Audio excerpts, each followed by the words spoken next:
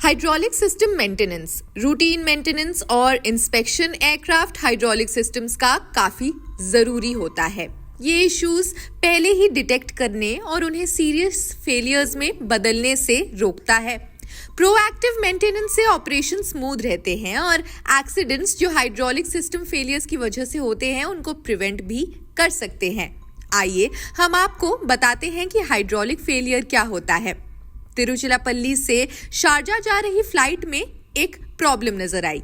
तमिलनाडु के तिरुचिरापल्ली से शारजा जाने वाली इस फ्लाइट में टेक ऑफ के कुछ ही देर बाद मिड एयर टेक्निकल ग्लिच हो गया। ये फ्लाइट शुक्रवार शाम को 5:43 पर त्रिची एयरपोर्ट से उड़ी। फ्लाइट में 141 पैसेंजर्स ऑन बोर्ड थे। टेक्निकल स्नैग के बाद इमरजेंसी लैंडिंग करनी पड़ी।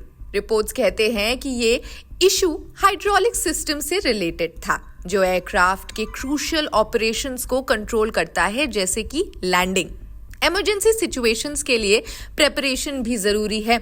इमरजेंसी के मद्देनजर फायर टेंडर्स, रेस्क्यू टीमें और एम्बुलेंस को एयरपोर्ट पर डिप्लॉय किया गया था।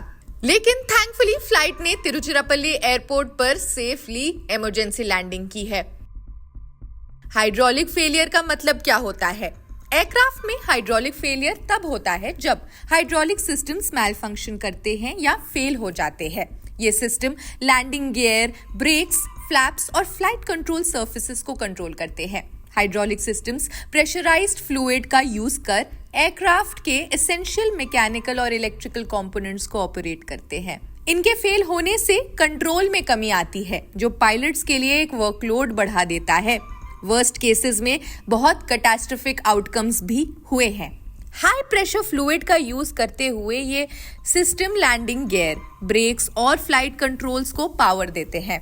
हाइड्रोलिक फेलियर होने पर एयरक्राफ्ट को मैन्यूवर करने की शक्ति खत्म हो सकती है, जो रिस्क ऑफ एक्सीडेंट्स को काफी बढ़ा देता है। मॉडर्न एयरक्राफ्ट में बैकअप सिस्टम्स होते हैं और इमरजेंसी प्रोटोकॉल्स भी होते हैं, फिर भी एक सीरियस इन फ्लाइट चैलेंज बन सकता है।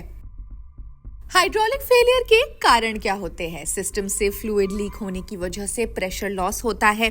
पंप मैल फंक्शन, हाइड्रोलिक पंप्स जो प्रेशर जनरेट करते हैं वो फेल हो सकते हैं। कंटामिनेशन, गंदगी या डेब्री हाइड्रोलिक फ्लूइड में घुसकर सिस्टम को क्लॉग कर सकते हैं। मैकेनिकल डैमेजेस, होसेस, सील या वॉल्व्स का डैमेज सिस्टम को डिसरप्ट करना। हाइड्रोलिक सिस्टम और क्रिटिकल मूवमेंट्स, इसके बारे में हम आपको थोड़ा सा बताते हैं। हाइड्रोलिक का एयरक्राफ्ट में क्या इस्तेमाल होता है? लैंडिंग गियर का एक्सटेंशन या रिट्रैक्शन में, विंग्स के फ्लैप्स और स्लैट्स के मूवमेंट को कंट्रोल करने के लिए जो टेक ऑफ और लैंडिंग के दौरान लिफ्ट इंक्रीज करते हैं।